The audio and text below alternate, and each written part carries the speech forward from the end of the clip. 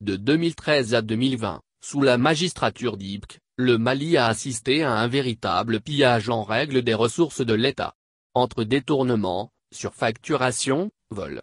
Le clan du roi fainéant s'est livré à toutes sortes de délinquances financières. Au lendemain de la chute d'Ibk, les Maliens ont rêvé à un changement radical de la gouvernance du pays dont le socle allait être une lutte implacable contre la délinquance financière.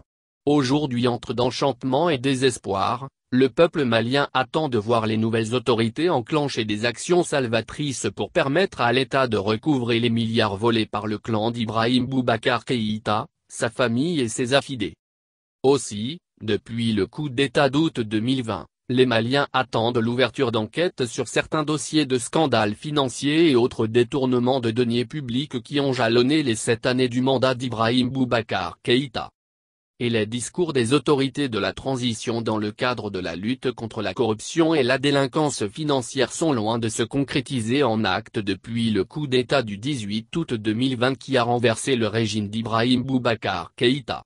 Pour preuve, de nombreux dossiers de scandales financiers et ou de détournement de deniers publics sous le régime défunt dorment dans les tiroirs. Et, au même moment, leurs auteurs ne sont nullement inquiétés. Alors l'opinion s'interroge. Assimi et les autorités actuelles ont-ils réellement l'intention d'engager des poursuites contre les délinquants financiers? Ces mêmes autorités ont-elles la volonté d'ouvrir des dossiers sulfureux comme l'achat d'équipements militaires ou encore l'achat de l'avion présidentiel sous Ibk? Le président de la transition est-il décidé à assainir les finances de l'État? Qui protège les auteurs des détournements qui ont fait perdre à l'État des milliards de francs CFA? En effet, de nombreux Maliens attendent impatiemment l'audit de la gestion de l'ancien régime, à commencer par certaines institutions de la République qui, 7 ans durant, ont été éclaboussées par de nombreux scandales. Cependant, les auteurs des détournements de deniers publics, nullement inquiétés, se pavanent toujours dans les rues à l'intérieur et extérieur du pays. Curieusement, depuis le coup d'État du 18 août 2020, aucun d'entre eux n'a été inquiété. Le Premier ministre, Khashoggi Kamaïga a, lors de la présentation du plan d'action du gouvernement 2021-2022, a promis une gouvernance de rupture et d'exemplarité, fondée sur la lutte contre la corruption et l'impunité. Cependant, les Maliens n'aperçoivent aucun signe pour conforter ces différents discours. D'où le scepticisme d'une opinion malienne qui ne croit plus aux discours tenus ça et là. D'autant plus, les structures et services attitrés dans la lutte la corruption, le détournement des deniers publics et le pillage des maigres ressources financières de l'État, à savoir le Bureau du Vérificateur Général, BVG, l'Office central de lutte contre l'enrichissement illicite, OCLEI, la cellule d'appui au service de contrôle de l'administration, CASCA, la cellule nationale de traitement des informations financières et le pôle économique et financier ont tous transmis des piles de dossiers aux institutions de la République, aux tribunaux et aux instances judiciaires compétentes. Les responsables de ces structures ont produit des rapports déposés à la justice avec à l'appui des chefs d'accusation bien fournis. Il s'agit notamment le scandale de l'achat de l'avion présidentiel avec la complicité du Corse Michel Thomy, ami d'Ibk, l'achat d'équipements militaires à coût de milliards de francs CFA, ou encore la sulfureuse affaire dite des blindés en carton et la rénovation du palais de Koulouba, dont le marché a été attribué à un membre de l'ex-famille présidentielle. Outre ces scandales, il y a aussi eu le bradage du patrimoine de l'État. Ainsi, plusieurs bâtiments publics ont été cédés à certains opérateurs économiques à des prix largement inférieurs à leur valeur.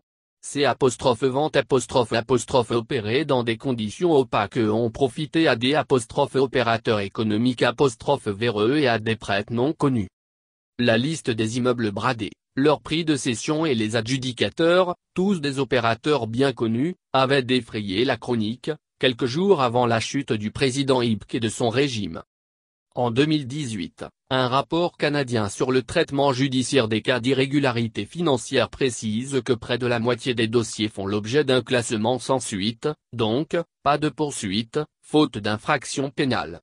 Ce qui amène à un niveau très bas de recouvrement de 6,5% du montant total des irrégularités financières. En clair, les autorités maliennes n'auraient récupéré qu'environ 48 milliards de francs CFA, 73,2 millions d'euros, Sur les 741,5 milliards de francs CFA d'irrégularités financières constatées par le BVG entre 2005 et 2017. On attend, en somme, plus de rigueur de la part des autorités de la transition dans le recouvrement des irrégularités financières. À cela on peut ajouter les différents rapports du vérificateur général, 2013, 2019, qui révèlent tous d'importantes irrégularités dans la gestion des deniers publics, des détournements des deniers publics, à la surfacturation et autres pratiques corruptives. Grosso modo, ces rapports ont révélé un trou de 153 milliards de FCFA de manque à gagner pour l'État malien engendré par une mauvaise gouvernance. Ce préjudice énorme à l'État se décompose comme suit. 80,21 milliards de FCFA dont 12,28 de fraude et 67,93 milliards de mauvaise gestion, au titre du rapport annuel 2013 et 72,97 milliards de FCFA dont 33,95 de fraude et 39,02 milliards de FCFA de mauvaise gestion, au titre du rapport annuel 2014. Aussi, plusieurs milliards de FCFA sont détournés par an à cause de la corruption. C'est selon plusieurs rapports dont celui du Bureau de vérificateur général qui élabore périodiquement un document de contrôle sur la gestion des deniers publics. Tous les secteurs sont infestés, santé, éducation, emploi, sécurité, justice, point. Aussi, le Mali sous Ibk tournait au rythme de scandales financiers qui paralysent le fonctionnement de l'administration, asphyxient l'économie et ternissent l'image du pays. Les nouvelles autorités doivent sans tergiverser lancer des poursuites contre les corrompus, nettoyer en profondeur l'administration qui est minée par la corruption. Sans cela la refondation annoncée ne sera qu'un leurre.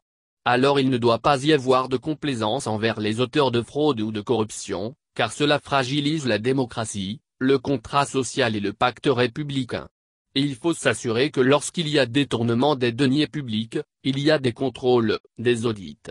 On envoie les dossiers à la justice et celle-ci a obligation de poursuivre. Car le souhait de la majeure partie du peuple est le retour à la justice sociale et la lutte contre l'impunité.